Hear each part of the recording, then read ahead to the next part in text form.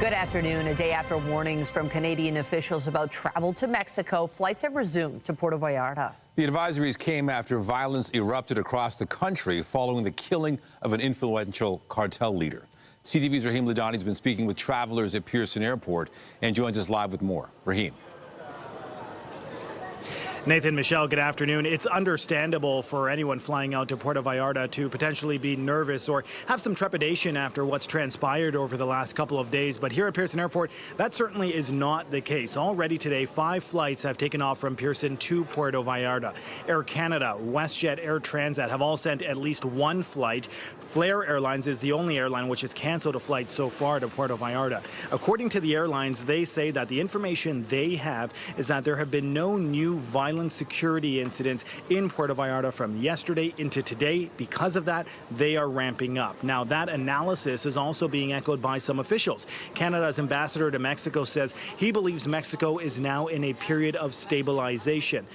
For those who are watching and say, hey, I have a trip coming up to Puerto Vallarta, I still don't feel comfortable going, you may have some flexibility. For example, Air Transat is saying if anyone has a trip planned there for today or tomorrow, they can call the airline. They will either get a refund in the form of a travel credit or they can change their destination. Now, here at Pearson Airport, though, the travelers we've been speaking to, none of them are interested in a travel credit. According to their risk tolerance, they feel comfortable traveling down south. Have a listen. Well, we were a little bit depressed there the other day when it all went down because, well, it was a little bit scary, but it's not so bad. We talked to people down there yesterday and everything's calmed down. I thought, okay, we'll give it some time. I'm sure the authorities would not want to take a chance with tourism, which is their main industry. And I thought I trusted the process, and we thought we'll be ready to go when we get the go-ahead. It'll be interesting to see what it's like, but we also have people down there that we're in communication with, so I think we've got some good information that it's safe to go, and we will observe all the rules that they have down there in terms of sheltering in place, and hopefully things will get all back to normal soon. Got to think positive. Life's too short not to think positive, right?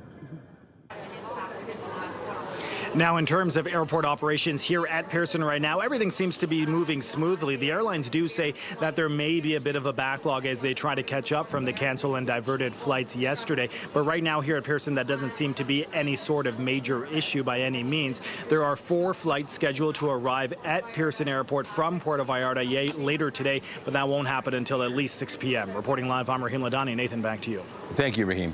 Still to come, the latest on the situation on the ground in Mexico. We'll have those details a little later in the newscast.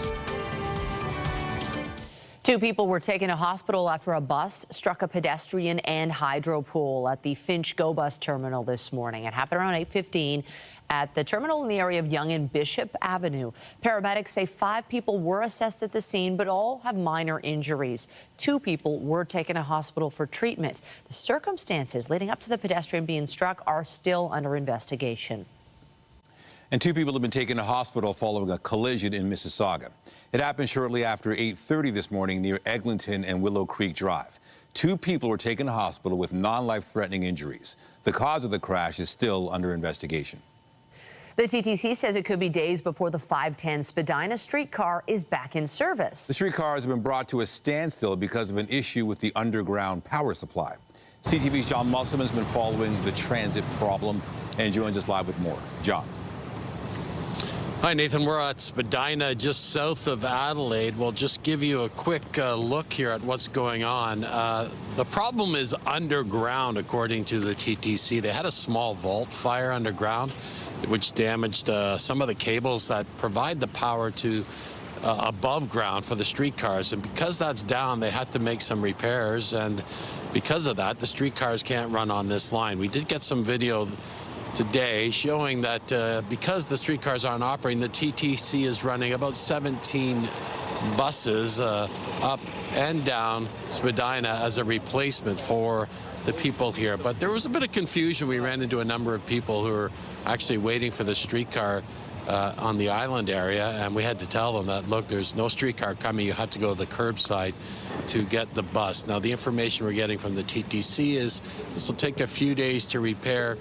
It has caused some delays on Spadina. One of the lanes has been closed here heading northbound, so there's a bit of a traffic backup. We had a chance to speak to the TTC and some residents just a short time ago. We've got crews in there. They went in yesterday and they've been there all night, and they'll continue working around the clock until we get this repaired. There's about 600 feet of cable, or 600 meters, pardon me, of cable that has to be replaced in these series of vaults that are underground. So that work is ongoing. In the meantime, we've replaced the streetcars with shuttle buses. So we've got about 17 buses running between Spadina Station and Queens Quay, and they'll be serving the curbside. They will not be stopping at those platforms. The buses can't operate in the streetcar right-of-way, so they'll be operating up against the curb, and that's where people get their bus. I used to own an electric scooter that I don't have anymore, and as soon as it got stolen, unfortunately. But as soon as that happened, I thought, okay, I guess I'll just rely on transit for now, and it's not easy to rely on it. It's brutal. The whole way here has been brutal. It's like rush hour from. Seems like for 6 a.m. all the way till 7 p.m. There's no break in between in the rush hour. It's all rush hour now. And Nathan, Michelle, as you know, anyone who uses Spadina, it can be a slow go at the best of times. So this is causing a bit of a backup, which people are adjusting to. Again, the TTC says the buses are running. Get on the curb lanes if you need to get on transit on Spadina, at least for the next few days. Reporting live, I'm John Musselman. I'll send it back inside to you. Thank you, John. Toronto has been named one of the winners of a prize awarded to municipalities that improve essential services.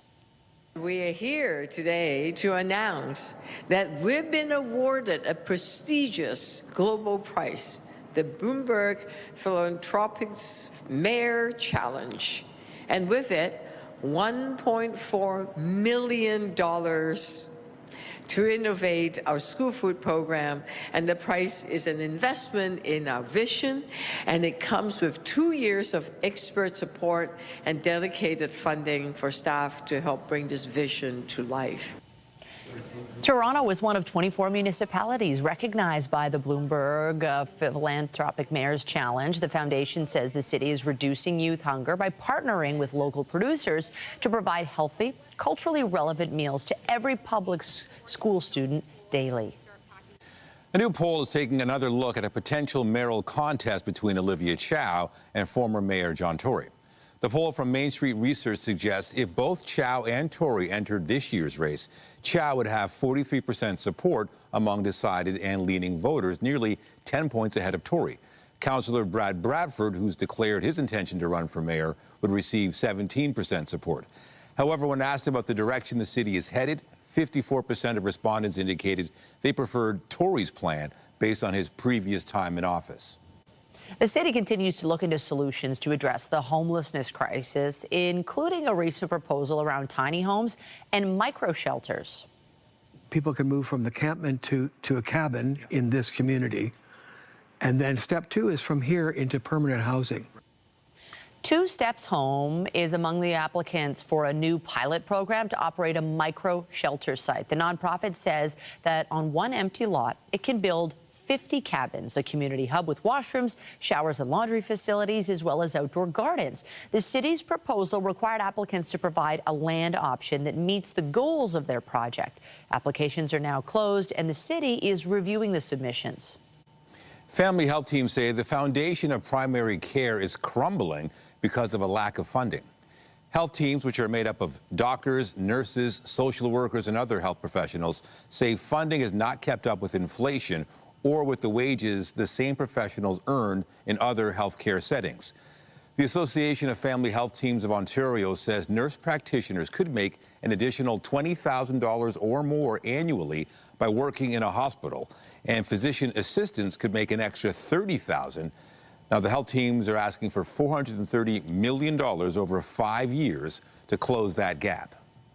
The Toronto Zoo is celebrating the birth of an endangered Maasai giraffe. The female calf was born Sunday morning and was standing within about 30 minutes. Zoo officials say the mother and calf are doing well, and they've been left to bond following the birth. They also say this takes on greater significance following the unexpected death of the calf's father, Kiko, last month.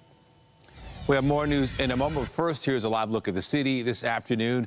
It's expected to get cloudy over the noon hour with temperatures set to remain chilly. At least the sun is out, but don't let that fool you. It is a chilly one out there. Jess. The sun this time of year, it'll get you because it looks beautiful when you look out the window, but it is frigid out there. We are well below seasonal today, but things do shift really dramatically as we head into this evening, getting to a very seasonal point, and then we're above seasonal later in the week. But before we get there, there's an Alberta clipper moving in, set to bring some snow as we head in towards this evening. But for now, we are holding on to that beautiful sunshine, a fairly light southwesterly wind, but there is that snow making its way through northern Ontario right now, set to move in for us into towards the evening, prompting some blowing snow advisories out towards those eastern shorelines of Lake Huron and Georgian Bay. They're looking at maybe 5 to 10, even 15 in some areas. For the downtown core, likely closer to 3 to 6. In the GTA, more generally 5 to 10. It doesn't take a lot of snow to make that drive really dicey, so just give yourself time this evening. Timing of this moving in towards 8 p.m. But temperature-wise, it is frigid. Your full forecast coming up will break down the snow, but right now it's back to Nathan. Thank you, Jess. Thanks. The city's opened 3 additional warming centers in response to the freezing conditions. The sites at Cecil Community Center, Jimmy Simpson Recreation Center, and 136 Spadina Road are open, in addition to the other 4 warming centers that have been opened. The city says warming centers are pet-friendly and focus on providing vulnerable residents with resting spaces, meals, access to washrooms, and referrals to emergency shelters. Returning to our top story, Canadian Airlines have resumed operations to Puerto Vallarta after violence erupted across Mexico following the killing of an influential cartel leader. At least 73 people were killed in the military operation, which resulted in the death of the leader of the Jalisco New Generation cartel on Sunday. That led to a wave of violence, which saw cartel members set cars on fire and create roadblocks across dozens of states. Mexico's government has increased security in Jalisco State, deploying 2,000 troops in that area. CTV's Scott Hurst has been following the situation in Mexico closely. He joins us live now with the latest. Scott, the unrest in Puerto Vallarta appears to be subsiding. We saw earlier people leaving to go start their vacations there, but certainly there are efforts to bring Canadians back as well. What's the latest on that? Michelle, good afternoon. For many of the travelers caught in the middle of the cartel violence, caught in the middle of the retaliation to the killing of its leader, no doubt it has been an unsettling few days as they try to deal with lockdowns and, of course, seeing and hearing the sounds of this retaliation, including many of the people and Canadians we've spoken to the past couple of days, describing what it's like to see cars and trucks on fire outside of their accommodation, outside of their hotels. We saw how quickly the wave of violence spread in the wake of the killing of a cartel leader by Mexican authorities. It sent shockwaves through the international community because of how popular these Mexican cities are with tourists, of course, including tens of thousands of Canadians. Here's one traveler who described what it's been like over the past couple of days. People were running in the streets, trying to get out of harm's way, you know, mothers grabbing their children and people just trying to get off the streets. I watched shops pull their large metal doors down for safety. One of my concerns was I had to get back from the pub I was to the condo. And the main thing was to stay off the main streets and take the side roads back. And it was a little hairy, but we made it back, and we're safe here now.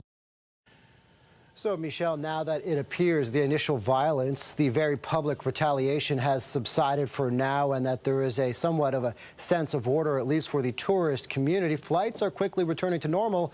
As you've been reporting, flights are getting back to a normal schedule. The major airlines who fly to these Mexican resort cities like Air Canada, WestJet, Air Transat, and Porter are all returning to normal operations as quickly as they can. They did that as of this morning, so that will allow many Canadian travelers to, of course, go down and begin their vacation, but also many of the travelers who've been caught there for the past couple of days to come home.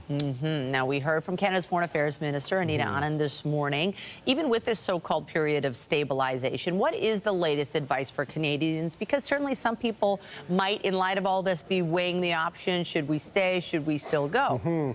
And, of course, there is the popular travel time of March break coming up over the next couple of weeks, where many Canadian families are looking to get out of the cold and enjoy a sunny beach destination. So what we heard from Foreign Affairs Minister Anita Anand earlier today is that some of the main advice is to continually reassess plans on a day-to-day basis and continue to use extreme caution, particularly in areas under the travel advisories or places that have travel warnings by the Canadian government, and to register with the Canadian government. Here's more from Foreign Affairs Minister Anita Anand.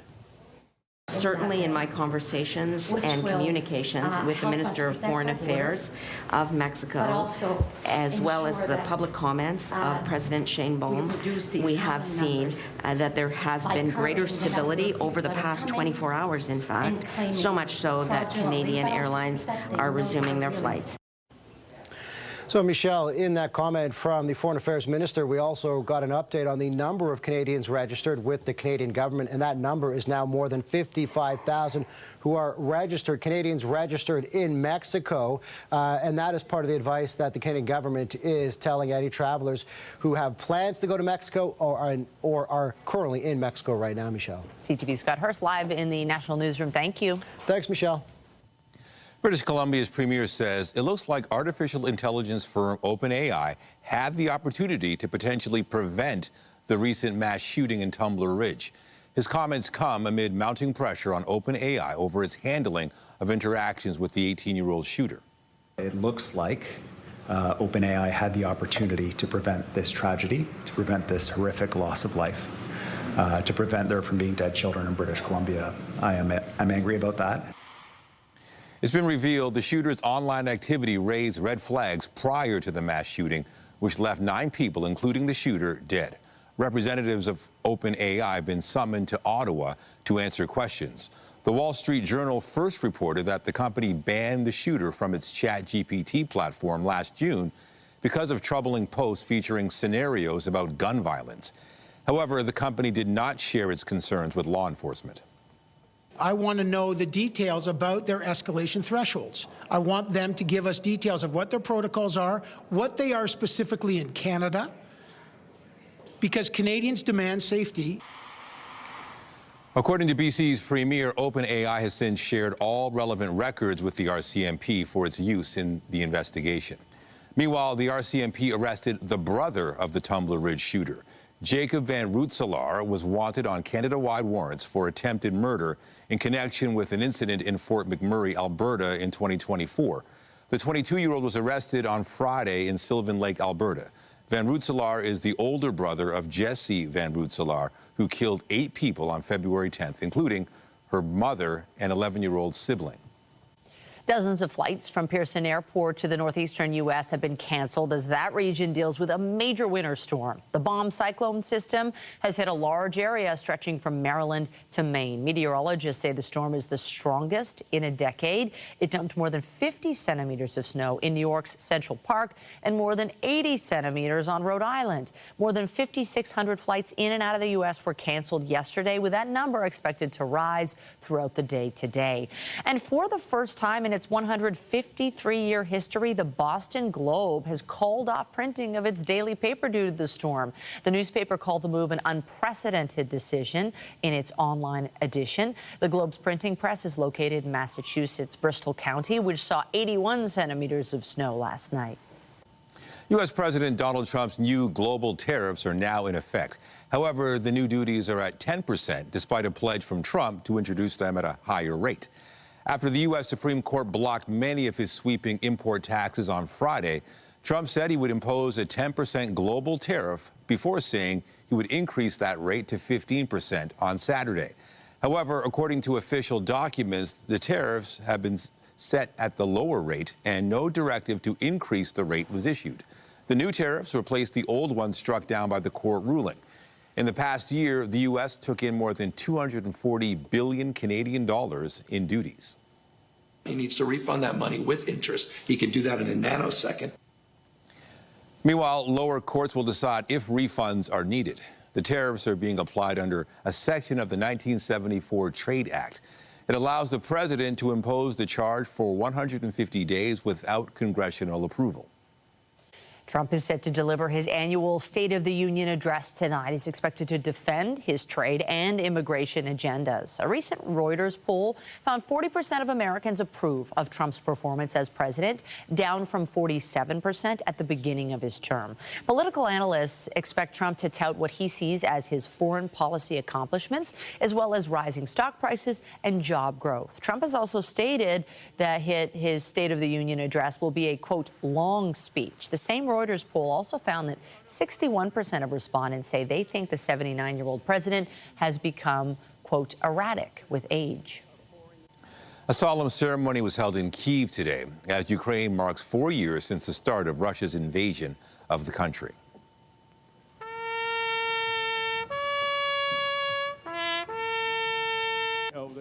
European Union leaders joined Ukrainian President Volodymyr Zelensky to honor Ukrainian soldiers killed in the war with Russia. Today, Zelensky urged European Union leaders to help pass a $90 billion euro loan for Ukraine. Right now, there is an important decision on the table. 90 billion euros in support for Ukraine over 2 years. This is a real financial guarantee of our security and our resilience, and it must be implemented. And I thank everyone who is working to make it happen. Hundreds of thousands of soldiers on both sides have been killed or wounded in Europe's bloodiest conflict since the Second World War. Tens of thousands of Ukrainian civilians have also been killed. Zelensky has invited U.S. President Donald Trump to visit Ukraine, saying that only by seeing Ukrainian struggles with his own eyes can he see what the war is really about. And Prime Minister Mark Carney spoke about Canada's commitment to supporting Ukraine while arriving on Parliament Hill this morning. We are tightening sanctions, including on the shadow fleet, additional 100 vessels in Russia's shadow fleet, also additional financial sanctions, a lowering of the oil price cap in coordination with the EU and the United Kingdom. In addition, $2 billion of additional aid, military aid for Ukraine over the course of the next year. We're announcing that today. The Minister of National Defense will give details. And in addition to that, something Ukraine needs, which is 400 armored vehicles. We'll be supplying those in kind. Canadian athletes arrived at Pearson Airport yesterday evening, showing off their hardware from the Winter Games. CTV's Beth McDonnell spoke with the athletes about the experience and what's next for them. Brett Gallant holds up his new shiny gold medal. The curler is one of several athletes fresh off the tarmac who landed at Pearson, back in Canada after intense competitions in Milano Cortina. You know, when we were on the podium and you get a lot of messages rolling in, but to kind of be back in Canadian soil and just feel the excitement even just throughout the airport here as we've arrived, it's pretty thrilling. Yeah, I mean, it's really heavy. Showing off their silver medals, players from the Canadian women's hockey team shared their thoughts after a hard-fought battle against the U.S. in the final game. For us, we were going there for gold, and to come home with silver, obviously there's a little bit of mixed emotions, but we felt nothing but so much pride and so much support from everyone back home. In that gold medal game, the building was electric, and it was the coolest environment I've ever played in. This is my first medal, so it's really special. You know, I'm not sure where I'm going to keep it at home yet, but TBD. But yeah, it's definitely really special, and it's I know something in the future that I'll look back on and cherish. After so much training and hard work and the competition in Italy, coming home is a big deal, and these athletes have some big fans. Let's go Canada! Waiting to welcome and cheer for Olympians outside international arrivals, there were young fans. And I'm very proud of them, and they work really hard. Longtime fans. For the fabulous job they did, and for the unity they did with other competitors and stuff. True Canadian spirit. And proud parents. To see your son on the world stage, hurtling down that, what we like to call the scary frozen water slide, is what we like to call it, was just amazing. Some athletes who didn't make the podium also returning with touching memories. The amount of Canadians walking around, the amount of people holding flags up and just wishing us good luck, and just, yeah, I'm extremely grateful for all of that. And positive advice for younger athletes. Bobsled is a secondary sport. Keaton's a football player. I'm a football player. Sin comes from athletics. So just never give up, you know, and you never know where life is going to take you. And after being away, it's back to reality for many of the women hockey players. The professional season isn't over. Fly to Seattle on Wednesday. Going home for a few minutes. Getting in our own beds. To get back on a plane. Yeah. Happy for their Olympic experience. Beth McDonnell, CTV News. And lots of sunshine to welcome them home, but it is not warm. We are looking at temperatures well below seasonal today, but at least we get some sunshine for a little while. We are watching an incoming Alberta clipper set to bring some widespread snow as we head in towards the evening. The good news is, I suppose, the snow starts right around 8 p.m. So if you're commuting before that, you're likely okay. But regardless, take your time this evening. Coming up, I'll have a full look at your long-range forecast, including how long the snow is sticking around. When you see it happen, send it to CTV News. Text 10400 from your screen to ours. Text 10400. The Maple Leafs return to practice today following the NHL's Olympic break. And the team can now say it's captained by a gold medal winner, although Auston Matthews has yet to rejoin the club. CTV Sean Leathong has been speaking with the players and joins us live now from the Ford Performance Center. Sean, yeah, you're happy for Auston Matthews, but as a Canadian, that was a tough loss.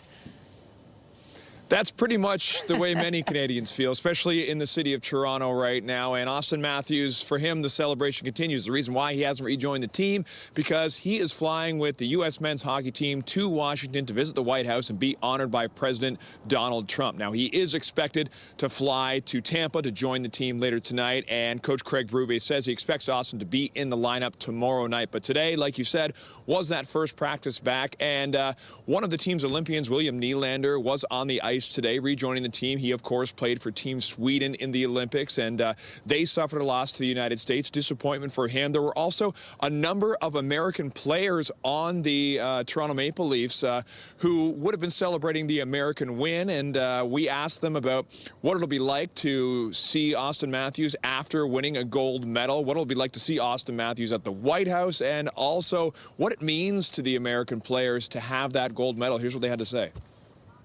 That's pretty cool. Excited for him. I'm sure I'll be watching it on TV tonight, and yeah, it's so cool. It's so cool that they're there. I'm sure the American guys will, give him, big handshake, big hug, and congratulate him. And I'm sure the Canadian guys will do the same, but just maybe a little, less enthusiasm about it. I mean, I grew up dreaming and watching Miracle on ice and that 1980 win, so it's crazy that it's been that long, but it's a really awesome moment for him. Yeah, obviously I'm super happy for him and what he was able to accomplish there. But I'm obviously upset that we lost. But I mean, it was a great game, and they did a great job, and it's not an easy feat to win the gold medal. Now, goaltender Joseph Woll referenced the miracle on ice back in 1980. For those of you who don't remember, that was when the U.S. Olympic team beat the Russian team at the Lake Placid Olympics in the semifinals of that Olympics, going on to win the gold medal. It was 46 years to the day that the United States Olympic team actually beat the Canadians, so there may have been some fate involved. Some controversy. Also, we do know that both the men's and women's U.S. Olympic team had been invited to the White House. We know the women's team from the U.S. side declined, citing scheduling issues. There's also a video that was released of a phone call with Donald Trump to the American team where he seemed to make light of the fact that he felt like he was obligated to bring the women's team along with the men as well. So you be the judge. Reporting live, I'm Sean Leathong. Nathan and Michelle, send it back to you.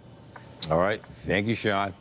All right, let's talk about that forecast. And again, sunny out there, but extremely cold as well. Oh, was your face hurting this morning? Being walking outside with the wind chill, very, very cold. And, we got to get used to that again. And then the sunshine is deceiving because we have a decent dose of snow coming. We do. And then by the time we get to almost the end of the week, we're back into positive temperature territory. So it's that weather swing that is so typical for this time of year. So if you're experiencing a lot of headaches or your skin is really dry, we're in that weird kind of place in the end of winter, beginning of spring season where we're battling between hot and cold air. But we are watching, as Michelle said, for that weather system to come through. That's going to bring not a significant amount of snow, but it doesn't matter. It will always impact your drive. Weather is brought to you by the Presler Law Firm. Injury lawyers, you don't pay unless they win. Now, we are looking at a fairly beautiful start to the day. That sunshine this morning, fantastic if you were inside. If you were outside, it was fresh. The wind chill values early today around -21. But we have the sunshine. Again, it's that trade-off this time of year. A much lighter wind as we get through the start of our day as well, so kind of helping a little bit with all that cold air. We are looking at -8 right now, feeling like -14. We do have a southwesterly wind, but because there's such a big dip in the jet stream, the southerly wind not doing much to warm us up. And we're feeling that chill everywhere. Ottawa right now, -15, feeling like -24. We do get up to a daytime high of -6. We should be at +1. Winds are fairly light until we get into the early part of our evening. They start to pick up, and that's as that Clipper system moves its way in.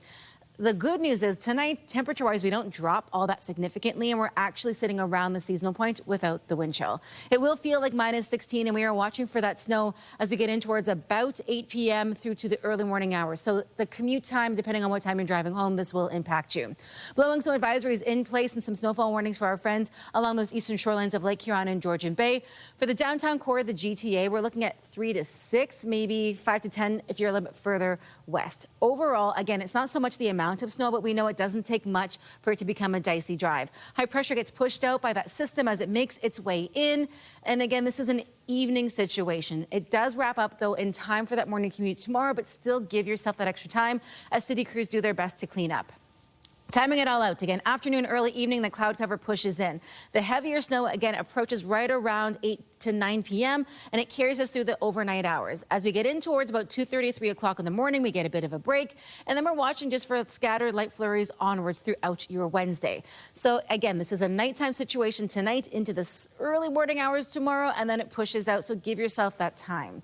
Temperature-wise, well below seasonal to start the day, very seasonal to end it. Getting into the day tomorrow, pretty much bang on for that seasonal point. The bulk of those flurries are really early on, so that tapers off into the afternoon, and then we're just left with cloud cover. Then we start to climb back up. By Saturday, the temperature shift is wild. We go from 7 degrees on the positive side down to -11, so the chance of any flash freezing with snow is definitely there. So whatever's left on the ground, please be careful. But as we head in towards, I guess, really Thursday onwards, at least it is sunny as we do this temperature yo-yo settling into spring. Hopefully this helps you plan. Nathan, I'll send things back to you. Absolutely. Thank you, Jess. Thank you. The Raptors will be looking for a third straight win when they host the Oklahoma City Thunder tonight. Here's Walter. Sends it to Quick. He'll turn. Fire three. Oh! What happened there? The Raptors are coming off a 122-94 win over the Milwaukee Bucks on Sunday. They'll be in tough against the defending NBA champs. However, the Thunder will be without reigning NBA MVP and Hamilton native Shai Gilgeous-Alexander. Tip-off for tonight's game is set for just after 7:30 at Scotiabank Arena. Still to come, taking a closer look at U.S. President Donald Trump's new tariffs. We'll have more on the ongoing trade war between Canada and the U.S. when we return.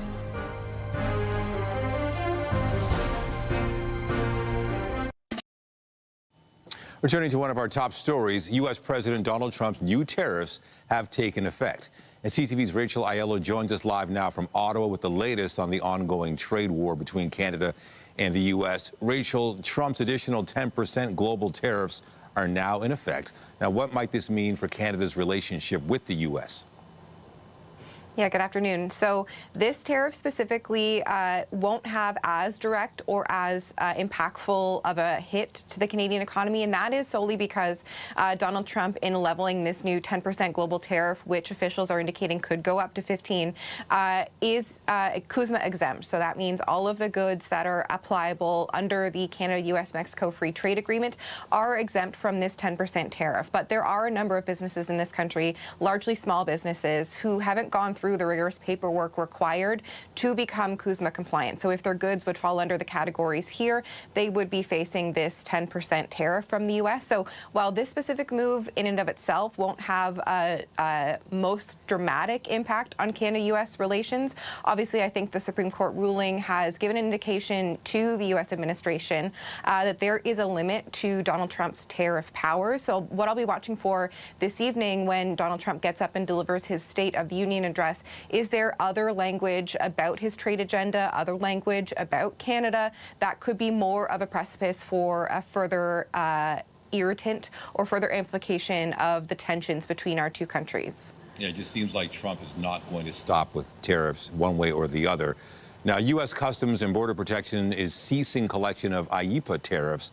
Are there any plans for any sort of refunds for importers? Yeah, right. So at this point, that is really the big question. So those IEEPA tariffs were the ones that the Supreme Court struck down, and this new 10% has essentially come in its place. At this point, the estimate is this could be about $175 billion that the United States has collected from various countries through a tariff that the U.S. Supreme Court has now deemed illegal. So we're talking a lot of money here, but really it does feel like this is going to be mired in litigation for many years. We're now seeing companies advance efforts to try to recoup the funds that they paid out now improperly through this tariff. Among them, FedEx is now suing the U.S. government to try to get its refund. So there is steps in place, processes that are beginning now to try to get those refunds. But whether any of that money will eventually trickle down to consumers remains the big question. All right, CTV's Rachel Aiello in Ottawa. Thank you. Thank you. A controversial drug to slow the progression of Alzheimer's has hit a roadblock in Canada. CTV South reporter Pauline Chan has more on the decision and reaction. Lecanemab, also known as Leqembi, is already being used in dozens of countries, including the U.S. It was approved last fall by Health Canada for use in early-stage patients, but the next step on the road to access has hit a roadblock. In a draft, Canada's drug agency is recommending lecanemab not be covered by provincial drug plans. While there's variability among physicians and experts, I have to say I wasn't satisfied. I think that the rejection of this drug sort of closes the door on what would be really a first step. Dr. Howard Chertko is a senior scientist at Baycrest Health Sciences. There have been a couple of medications released in the United States and around the world that get rid of amyloid. Amyloid is a protein that accumulates in the brain, and we see this almost always in people with Alzheimer's disease. Getting rid of the amyloid doesn't cure the disease, but seems to slow down the disease, at least in some patients. And he admits in his own research, some patients improve, some don't. The drug agency decision indicates that while the medication can be used in Canada, it's seeking more definitive evidence before Leqembi is paid for by provincial drug formularies. They sort of defined what they accepted as being clinically meaningful based on statistics and statistical numbers, rather than looking at individual responses of patients. Lecanemab costs around $30,000 US per year. It's given by injection, and patients must be closely monitored. Quebec's drug agency counterpart has also rejected coverage. Canada's drug agency will still be receiving feedback until March 5th, when its final decision will be made. Pauline Chan, CTV News. Alberta's government is promising what they say is a record investment in recruiting doctors, a move aimed at easing pressure on a strained healthcare system. However, as CTV's Kathy Lee reports, physicians on the front lines remain skeptical. Alberta's healthcare system remains under pressure. In the middle of his shift, this emergency doctor spells out what patients are facing. Patients are still suffering and having very bad outcomes, waiting in our waiting rooms, in our hallways, in our hospitals, and waiting on surgical lists, and people are dying waiting for care. Now the government says if the budget it will table this week passes, it will invest $7.7 billion in doctors next year, which is a 22% increase. $7.3 billion will go towards physician services and the rest for recruitment and training. Our population grew by almost 600,000 people in just the last 5 years alone. We've been increasing the number of doctors to keep up. At the end of last year, the number of physicians registered in the province was at a record high. There are more than 13,000 physicians registered in the province, but a healthcare critic says that number doesn't give a clear picture of how many doctors are working or where the gaps are in the system. You look at Lethbridge or Beaumont or Leduc or Devon or other communities, there's still 0 doctors taking patients in those communities. And this emergency room physician says the government's plan falls short of important details. It doesn't address those issues of demoralized staff and patient flow issues. My question is, where's the money going to come from and where's it going to go? The funding announcement comes after doctors urged the government to declare a healthcare crisis following the death of a 44-year-old man who waited 8 hours in an Edmonton ER. The province promised to hire a triage doctor, but that position hasn't been filled yet, making those on the front lines skeptical. I really worry that this is just a song and dance with government, just announcing old numbers that aren't going to have any impact. The province tables its budget on Thursday. Kathy Lee, CTV News, Calgary. Still to come, BMO's annual retirement survey. We'll have more on growing doubts from some Canadians about reaching their retirement goals. Get Toronto's top stories, breaking news alerts, and watch live. Download the CTV News app. Loblaw is planning a multi-billion-dollar investment to build dozens of new stores and create hundreds of new jobs across the country. CTV's Adrian Gabriel has more on why the retail giant is looking to spend when consumers are trying to save. With Canada now home to the highest rate of food inflation among the G7, one of the country's largest grocers is setting the table for a sizable expansion. It says we're here, we're optimistic, we want to continue to grow. Loblaw Canada is investing $2.4 billion in 2026 with plans to build 70 new locations and create more than 9,000 jobs. The National Grocers Plan will focus on building new Shoppers Drug Marts, No Frills, and Maxis for budget-focused customers.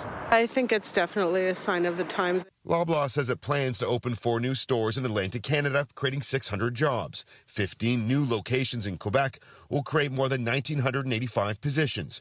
Ontario will receive the largest boost with 27 new stores and 3,775 additional jobs. Provinces to the west will welcome 24 locations, creating more than 3,400 roles with the company. Food economists say grocers are taking notice of cost-conscious consumers. Grocers focus on 2 things. The first is share, that is getting people to walk into your store. And the second is basket, which is how much they spend when they come in. And if either of those goes down, they feel the pinch. A statement from Loblaw in part says that opening new stores and pharmacies, especially in underserved areas, will help make value and health care more accessible.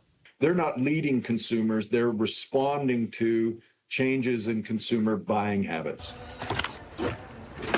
Loblaw's push to expand its discount options is part of the company's 5-year plan to spend $10 billion by 2030. Some economists expect the company's upgrades to look similar to this. Just 2 years ago, this was a Loblaw's. It's since been rebranded and retrofitted as a No Frills, a sign of a shifting marketplace. Adrian Gabriel, CTV News, Toronto. A new survey from BMO finds Canadians are setting ambitious retirement goals, but their confidence in achieving them is slipping. BMO's annual retirement survey found, on average, Canadians believe they need $1.7 million to retire comfortably, and that's up from $1.54 million last year. At the same time, more than a third of respondents say they are unlikely to reach that target, an increase from 29% in 2025. Coming up, members of a Canadian hockey team are being recognized for their efforts to save a life. We'll have the story when we come back.